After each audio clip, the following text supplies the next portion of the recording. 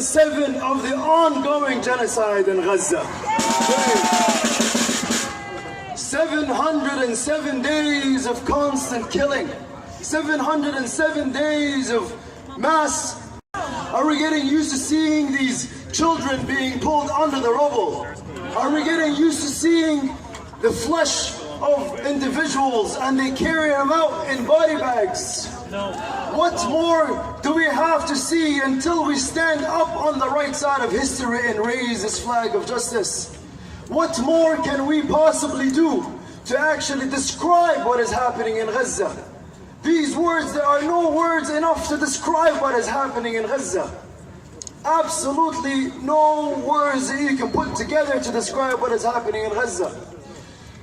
This fascist neo-Nazi regime, the Zionist entity, the occupation, where they do what they do with absolute no remorse, with absolute no accountability.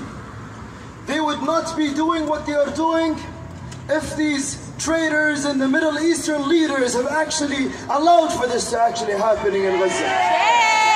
Shame on every single compliciter in this genocide. Shame on every single person that have seen what is going on and remain silent, because silence is complicity. And I assure you, I am proud of these people of London here that they stood up here today strong to actually stand on the right side of history. So a big shout out to every single one of you guys here for actually choosing to choose your day and your Saturday and sacrifice a few hours out of your time to do what is actually right. 707 days of killing. 700, and all these statistics that we constantly see, the latest poll, 680,000 individuals have been killed.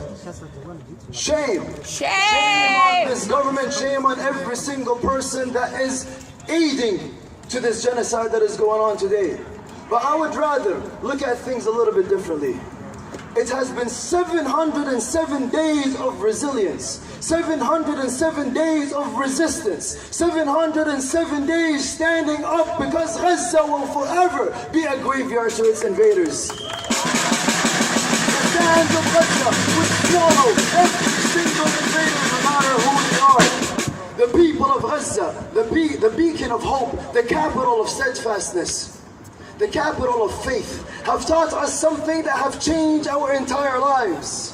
Have taught us something that showed us that the youngest child, it is more mighty and more courageous than this so-called diaper army that they enter, and you guys already know what happened to them.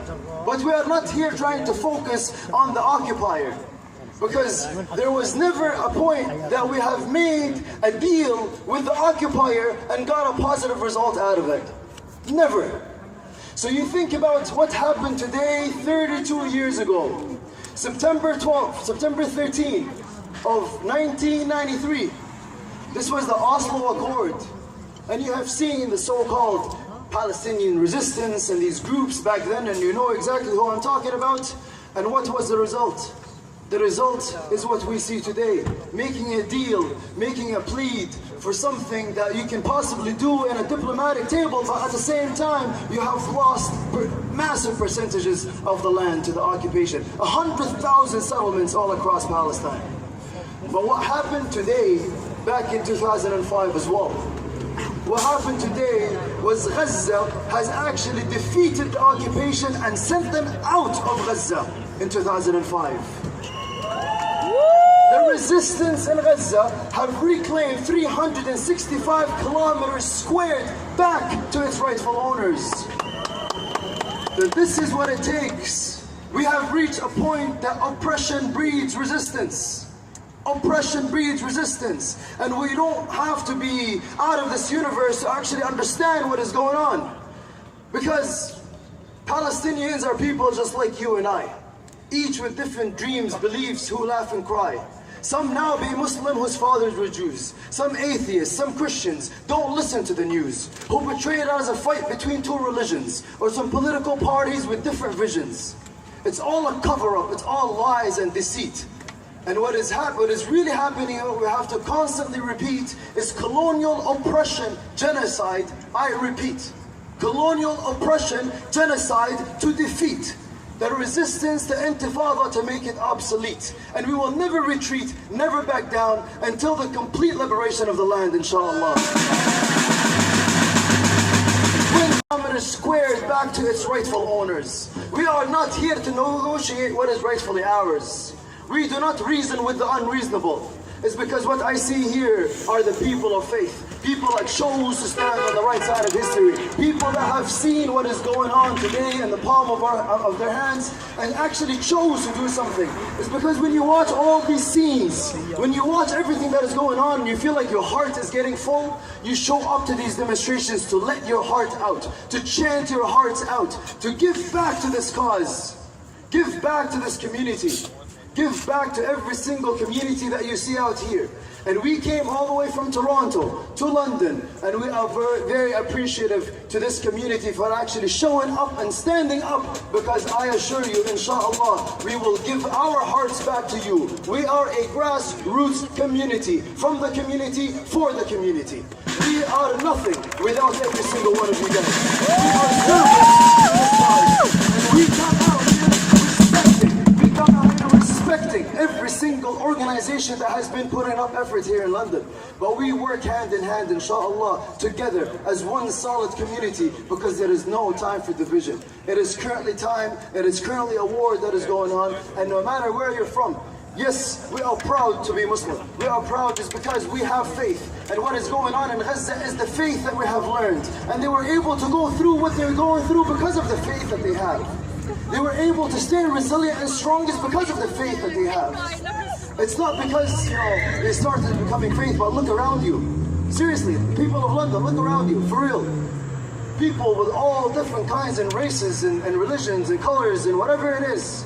Because whether you were Jewish, Christian, Muslim, black, brown or white, we all know justice and we all know what is right. Because freedom is universal. It's both yours and mine. Just like in the words of Nelson Mandela, freedom is incomplete until the freedom of Palestine. Right? I assure you, we did not go 2 hours all the way here without actually putting out our efforts and hearts into this. And remember that your voices matter. Every single effort that you do matters. Wallahi, we are in touch with people in Gaza all the time. And they see this effort in the diaspora. This is the only thing they have. With all this constant bombardment and these sounds of these drones that never end, all they do is they just sit on their phones, and all they can do is watch the whole world try to stand with them. And I assure you that they will see people of London standing up today. They will see people of London standing up today. That is what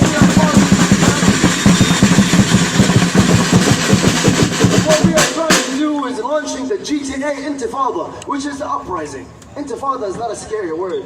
It's simply uprising. Why? It's because we are trying to gather the communities, inshallah, so everybody can actually join us together in a big city in Toronto on October 7th, inshallah, with every single one of you guys, because what happened here did not start in October 7th. What happened here was a constant genocide and occupation that's been going on for 77 years. 77 years of occupation, if not more, but it's 77 years of resistance, 77 years of resilience. This is what we try to think. This is how we put our heads, and with our faith, this is what we can possibly do.